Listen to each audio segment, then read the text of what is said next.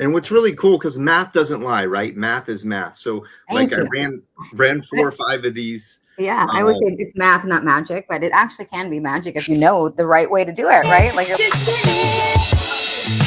part group therapy, part inspiration, entirely for real estate agents to dish on this crazy business we're in. Yeah, actually, my mom would be like, Amanda, I cannot. Come on in, have a seat at our table. And remember, real estate is crazy, and you don't have to be. On today's menu, we're dishing up The Price is Wrong, Simple Seller Tough Talks. I'm Jenny, and here are your hostesses with the mostesses, with a combined 45 plus years in the real estate industry, Coach Konversion Kourtney, and the real estate mom you never needed, Amanda, the marketing mama.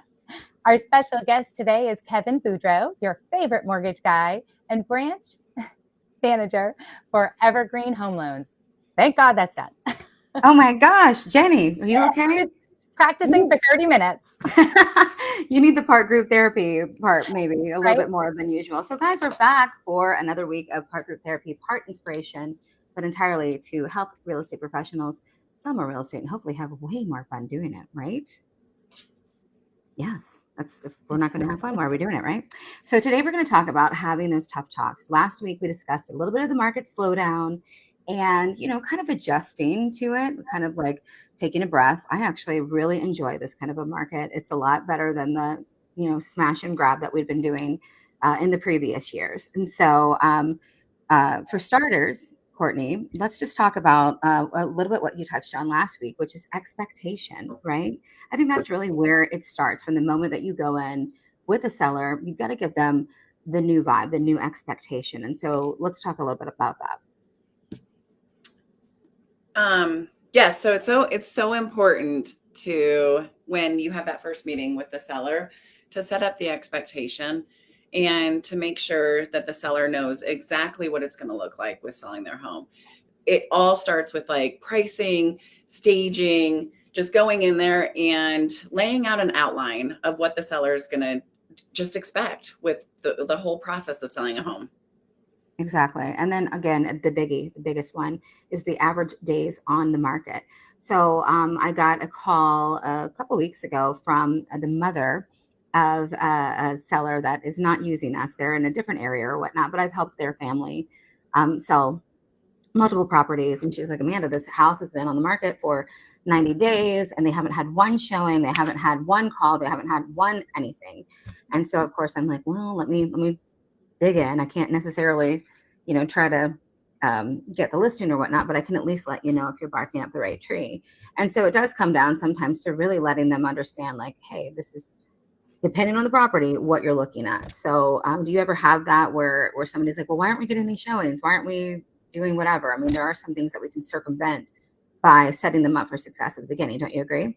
Well, that's exactly it, Amanda, just because it's important to let them know that the market has slowed down, right? And it's not going to be listing their home, and then within an hour, they have people lined up at their door for showings. Mm-hmm. And so it's important to set that expectation that the market it's more stable now. So once we list it, we may not get a showing the first weekend. Back in the day, well, last year before, and even prior to that, we were able to be like, okay, let's price it at a point. We'll see what happens. We'll see how many showings we get over the weekend. And if we don't get any showings, then we'll drop it and then we'll start getting action, right? In today's market, we can't do that. It's so important to price it right from the beginning and to set the sellers up for the expectation that we may not get any showings that first weekend. Right. And honestly, one of the things that they had in that particular description was they had a 24-hour notice. And so especially, you know, sometimes when people are out looking at properties or want to look at properties, I wish that I could say that they were all like planned out or whatnot. Sometimes people get a wild hair of their butt, right? And they're like, well, you know what? I'm going to go see this property right now. That's why we have the whole Zillow Flex call teams. Yes. And so therefore, you know, that 24-hour notice showing is going to deter you as a buyer. And so as a seller, you want to make your house as show ready as quickly as possible. And it's kind of just like putting yourself in the market. You have to be available. Like, yeah, let's go grab a drink type of thing. Right. Exactly. So, but let's actually, I think one of the other things that we can do And this is where we'll bring Kevin in because he and I were actually just meeting for coffee. And we talked about kind of, it is a little bit more difficult in general because the thing that moves houses is the buyers to buy them, right? And so in order to, hey, Kevin, how you doing? Hey, Amanda, how are you? I'm Hey, so good. Jenny and Courtney. Yes. Hey, Happy to Kevin. see you. So we had talked about some outside of the box ways to entice buyers to come to your particular listing. And so I thought, right now, what we'll do, we can talk about some creative ways to kind of like shake up the system to where you're like, okay, I've priced my house right. I've got a great description. I've got awesome photos. I've used the tankini method where I'm showing off all the good things about the property and not any of the bad things. And I'm still sort of sitting, waiting, hoping. And then again, especially if you need to sell in order to buy, it's a bummer, right? And so, Kevin, talk to us about some really cool creative options that you have for sellers. Yeah. So thanks for having me on the show, by the way. I'm honored to be here and I'm looking forward to sharing this information. So we have a program that we rolled out to help listing agents sell their houses faster because we have an affordability problem. I mean, if you price it right, you did your photos, like you said, you do all the things that you just went over in the previous few minutes, that house should sell, right? If it's there and, you're not overpriced, but some things are still sitting there 30, 60, even 90 days when you're like, what can I do? Well, what we can do is what the builders do, right? You can buy down the rate for the new buyer so they can get a rate that doesn't exist without a lot of discount points, which most people don't have to pay. So we have what's called the Home Seller's Advantage, and it's a partnership with Evergreen and the seller. And we kick in 3/4 of a point discount, and then the seller kicks in whatever they want. So the one I was running today, the seller was going to do a $15,000 price drop. And so what we decided that it was only going to save the client $92. Well, using the same $15,000, they were able to save $293 for the new buyer by doing that permanent buy down. So it's a really unique way to kind of be able to market rates like the builders do. Hey, come to our community, get this rate that doesn't really exist, because they do it through what's called forward commitments. We're doing it with an agreement with the seller. We're helping pay that fee. And we're in partnership to help you sell your house. And for that buyer to get a break of a few $100s, which may make the difference, because you have buyers that are like, my max is $2,500, but the houses they like are $2,700, $2,800. Right. This is a great way to help I them really out. love that you brought that up, because we talk about setting the sellers up for the expectation. And so that's a conversation that we need to have originally with the sellers, that the interest rates, they didn't change. They were supposed to change last week, right? Not supposed to, but that's what everybody was thinking. And so it's important to have that conversation initially with that seller saying, hey, we are in a different market. We're in a more stable market. And so here is an option, and we may be able to advertise it and market it and possibly bring in more buyers for you. What do you think? And that goes along with the whole thing of like pricing the home correctly and including that buy down. Right. And what's really cool, because math doesn't lie, right? Math is math. So Thank I you. ran 4 or 5 of these. Yeah, I always say it's math, not magic, but it actually can be magic if you know the right way to do it, right? Like you're like, listen, this is the facts, straight facts. So continue. So when I ran like 4 or 5 of these this weekend for different agents, all I did is I'd show them, hey, here's a payment at your list price. Here's a payment if you drop it 15 grand or whatever their price drop's going to be, right? This is something they're already having the conversation about a price drop. My job is just to make them look good and go back to the seller and say, I have another option. And what's really good about this is a couple things. You don't mess up comps in the neighborhood. So your next listing in that neighborhood, you're not going to have a problem with value because you kept dropping the price too low. As an agent, you get paid on the full amount, not because it's not a price drop. It's a concession. And this money that the seller agrees to contribute with Evergreen's money does not count in seller contributions. So if they get an offer that they still are willing to entertain and need to give a first-time buyer 1 or 2%, what we're doing on the buy down has nothing to do with that. That is a separate conversation, to run the numbers for your seller. So this is just like the builders where that buy down doesn't count into max seller contributions. That's huge. Kevin, with using your example, what I like to do is provide all buyers with all the options that are available. And using your example, how long would it take to make up that difference if they're saving that $200 a month? What do you mean make it up? As how long, how many years would it take for them So to? if they're putting that money down for a rate buy down, or if they're putting it for a down payment, that we always used to do that kind of like oh well, it's coming from the sellers, so the buyers aren't paying anything for this, right? So they don't. So yes, if you were a buyer and you're coming to me and we're looking to buy down your rate, we're going to look at, okay, it takes you 3 years to recoup what you're putting in at closing.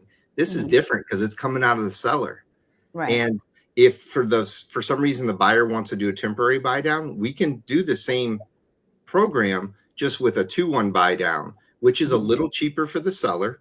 It runs about 2.4% of the loan amount. So depending on what the client's putting down, because some buyers may be more are more in the school of thought of, hey, rates are going to get better in the next couple of years. We all probably thought they would already be better by now, and they aren't. They aren't. Here we are, the new normal. 6s and 7s. This is what we've been for a long time, unfortunately. So we can do a temp buy down as well. So it'll save them a ton of money. I ran one today. It saved $700 the first year for a client on about a 550 house. But it's only for year 1. And then year 2 was like $350. So those are good, but you're taking the chance that rates don't come down. You're not in a position to refi. So as long as you're comfortable with that payment long-term, a 2-1 temporary buy down is another thing that seller can offer to try to help with affordability. Right. And Kourtney, you were talking about if the buyer does it themselves, which is, I always recommend that instead of more down payment does not mean more, a lower monthly payment. As you had mentioned, you're saving $98 versus whatever. Same kind of thing too. We had talked about just looking at as a professional, and obviously this is going to come mainly from the financial side. But as a professional, you have ways to show the buyer, hey, listen, if you pay off your credit cards or your car or whatnot, that's going to limit your monthly, whatever you spend out there, right? And so those conversations, obviously, as an agent, we don't necessarily have, but we do like to, kind of piggyback on what you're saying. And I think that's the most important thing is that I think the status is like a consumer is 22% more likely to stick with the same agent, and if they are in tandem, if they're working in that partnership with a lender that they can trust. And so it's really, really impactful when you communicate, hey, this is what we're looking at. We have, obviously it's not like it's it's HEPA or whatever, HIPAA, that's what it is for, if you're going to the doctor or whatnot. But in our industry, obviously there are some things that you can't share as a lender. But if you're looking to actually help people achieve their goals, there is a line of communication that should be a standard, because we don't all want to be out here wasting our time, right? And so, how do you work with your real estate partners, or how do you suggest working with a real estate partner as a lender in order to make those things happen for buyers? I'm a big proponent on working as a team. And one of the things I do at pre-approval is I set up a Zoom call with the real estate agent and the consumers.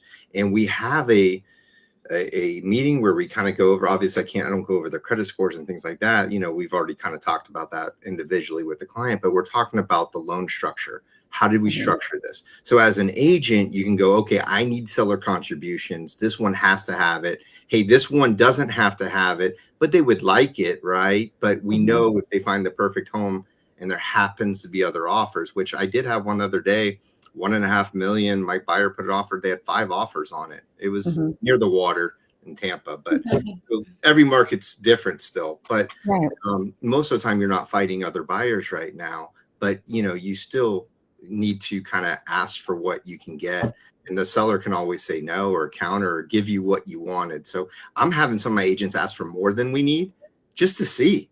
I had one the other day, we got $27,000 in concessions. Damn. We did a 3-2-1 buy down and still had $9,000 left over to pay most of his closing costs. Wow. The guy is walking in, he's set, he's so happy. But this is by working as a team and, asking for more than we may actually need. I'll figure out how to spend it and save you a ton of money as a buyer. I'll figure out how to spend every dollar you give me. Right. We're going to Cabo. No, I'm just kidding. We're not allowed to do that. Of course. Awesome. So we have actually a unique weekly to-go box option, right? Jenny, you guys have talked about that. What's the We good news? do. So our little tasty takeaway treat today is a free Zoom Q&A with Kevin. You can ask your burning mortgage questions, get rate strategies, and then feel confident the next time a seller's price needs a little bit of finessing. And so we're going to go ahead and put the link for that in the show notes for everyone. Fantastic. Okay, And that's going to be, just so you know, for the home seller advantage, and I'll walk everyone through the program. And I'm even able to do calls with your clients. So after you talk to them about the strategy of a price drop versus a buy down, you don't have to be an expert in this. This is my job. I got on the phone with a client the other day with a real estate agent. I answered the seller's questions, and they immediately signed and wanted to do a $15,000 buy down after talking with us as a team. Kevin, I actually have a question for you. Yeah. So I am not a real estate agent, but I listen to Amanda have all of her real estate conversations. So I learned through osmosis in our office. And it was a surprise to me when we first started sharing an office to realize how much she, as a seller's agent, as a listing agent, would reach out to the lender to see what could be done, where they were at, working together. Is that something that you have a lot of listing agents do that, or do you like that? You'd be shocked. I love it because, some lenders don't like it. They think you're micromanaging them or whatever. To me, you want to get this done. I want to get it done. We're a team here. And the more communication the whole team has, listing agent, buyer's agent, lender, we're the triangle of trust for this transaction for everybody involved. And it's our job to keep all the other third-party people, title, surveyor, appraiser, insurance person, in line and doing their jobs as well. And the more open communication there is between that triangle of trust, the better the transaction is for everybody. Right. It's communication is 90% of this business. It's 90% of life. Thank you so much, Kevin. So we'll have your link in below, and you'll definitely be back on the show. We have so many lender questions, so we appreciate your time. So I love talking, so I'm always available to talk. That's part of our job, right? Exactly. So, all right. Well, Kourtney, let's dig back into then some other difficult talks, because I feel like this is week for me as not only a listing agent, but also as representing a buyer. There are some pretty hard talks. So like, for instance, I have a listing that it wasn't a 1 point whatever million, but it was in an area where we undervalued it due to the condition of the property. It was original owner. And so it needed, new roof, new AC, new everything, just, it just needed some work or whatnot. And so we priced it accordingly. We marketed it accordingly. We had, not in the public remarks, but in the realtor remarks, original owner, original everything, so that they understood fully that, hey, listen, you're walking into whatever. So those, to me, are not necessarily difficult conversations, but they are conversations that have to be had. Don't you agree? Like, if you're walking in somewhere and like, okay, there's holes in the ceiling. Yeah, we actually have to talk about these holes, right? Yeah, obviously. I mean, that's important. And that kind of sets the professionals apart from other agents is when I go on a listing appointment, my first is a walkthrough and we talk about all of it. I think sellers appreciate that. And I always went along the lines of like, I would hire a stager because the stager can be the bad guy and I don't have to be. But it's always like, now it's like, this is where we're at. And here's what we need to do to prepare your house to get it ready to sell. And if not, then if you don't want to go that route, this is what it would sell if you did. And this is what it would sell if you didn't. And so always giving them options on what they want to do. I think that's key to being a professional real estate agent. 100%. And then when you give them the option, it's their choice. They understand the consequences of each selection. And then that way they can feel, okay, well, I went into it with an educated decision. Same thing happened with these are wonderful buyers that are under contract. And just like always, let me just preface this.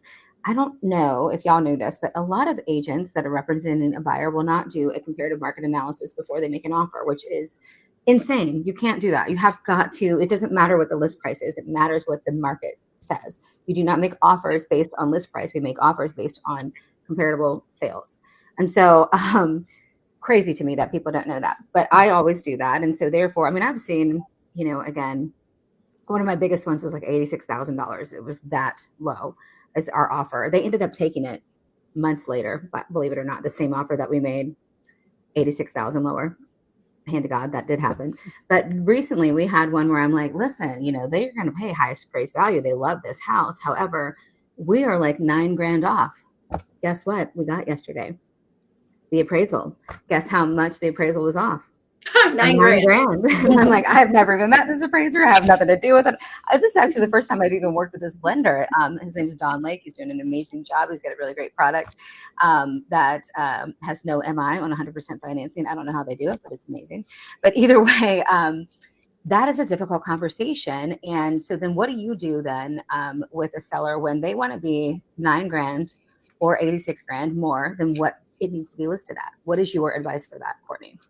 Well, again, it's being a professional, right? So I just had a listing hit the market. It was in a prime location with panoramic views of the mountains.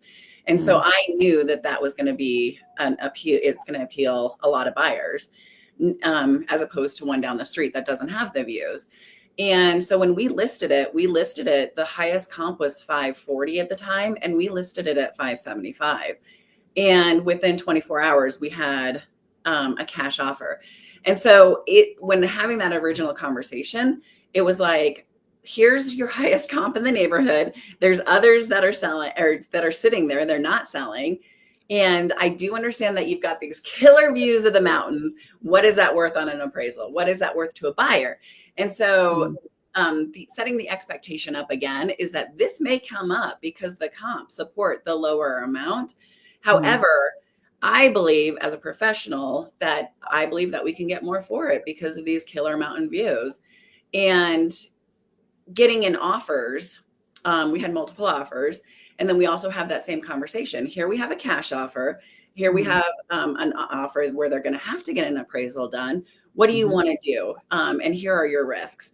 And I never make up the decision for my clients. I always present all of the options and information so that they can make a decision just based on what I give them, all the data that I give them. And so I think it's important, again, to set them up, right?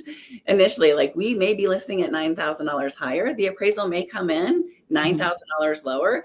Don't be surprised if it does. I'm going to do my best to get you that extra $9,000.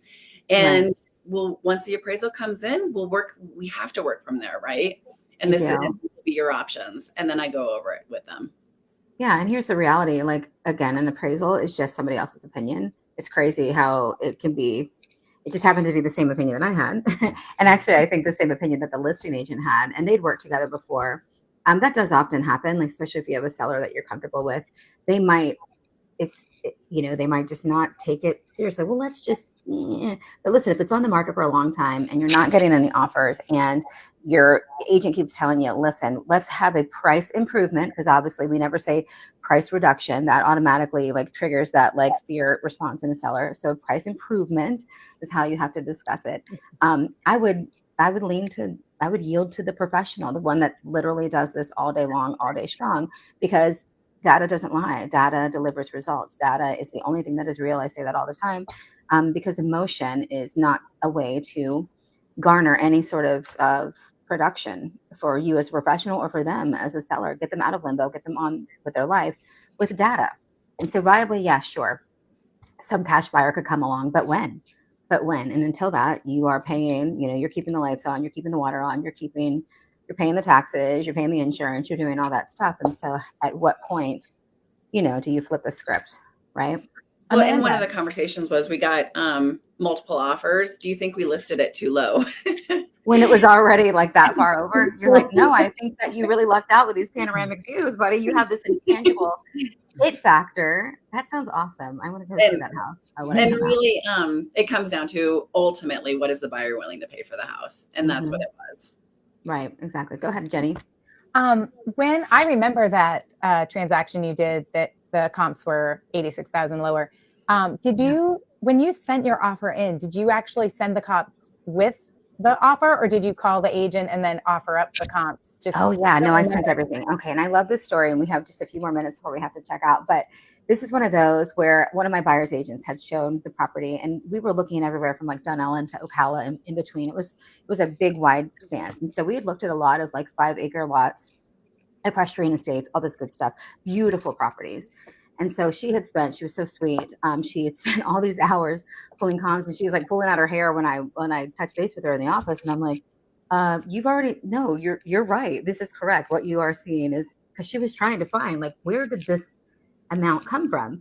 And she's like, well, when I called the agent, like you told me to do, and asked her, where did she derive the price? And she goes, well, it's part art form and part science. And I'm like, oh God. I'm like, oh no. That's a great answer to be very, very big. But like from professional, like, girl, where are you getting these comps? Like, do we want to sell this or not? And so I did a once over with the comps. I actually called, and I always, anytime I'm making an offer that is substantially lower, and honestly, friend to friend, anytime I'm making any kind of offer, I always look up the agent. I look up how long they've been licensed. I look up, maybe production. Not all production is in the MLS, but I definitely look up how long they've been tenured. She had been in the business since I was in high school. She definitely, like, you don't stay in this business unless you are doing well in it, in my opinion. Maybe you do, I don't know. But either way, I called her, and she basically said, kick rocks, because I was coming in. She was nice about it. 90,000 lower. And I was like, that's her ego talking. So anyway, I put together a fluffy, lovely email with all the comps. And I'm like, listen, I get it. Here's what we're working with. If you can show me like maybe one that I've missed in maybe your MLS or whatnot, these buyers are very, very serious. I gave them the pre-approval letter. We would like to move forward, yada, yada. Well, she took that email, and then she called me later on that evening, and she said, listen, I have a seller who is a difficult seller. And thank you for this, because it really did help me. Now here's our counter. The counter was still, 30, 40 grand off. So we couldn't come to terms. But eventually, and I'm telling you, it was like months later. And what was so crazy about this particular buyer is she's like, I know that's my house. She's a very Christian woman. And she's like, talk to God about it. That's my house. Guess what, y'all? That is her house now. They live there. They lived there for a couple of years. But that was that one where I'm like, all right, we really, as professionals, have to give all the options with the data without emotion. And then we also have to respect the boundaries of our buyers and our sellers, because that seller, he didn't really need to sell. So he wasn't that motivated. But eventually his wife was like, all right, I want X, Y, and Z. And you can't have X, Y, and Z if you still have a house that you're paying a mortgage on, right? And so all things happen in time. But yes, to your question, yes, I absolutely send every single comp, because I'm like, show me where I'm wrong. Show me what I missed, because my goal is to not, discredit the work that you put into it as a listing agent. My goal is to work together to achieve the sale. And so it ended up working out just fine. And that's really how you have to go into it, right? Because as we always say, real estate is crazy. And you don't have to be. There you go. All right. Well, thanks again, Kevin. You're welcome. It was a pleasure. Awesome. You guys have a great day, and we'll see you next week, 1:00. All right. Thanks, Kevin. Bye.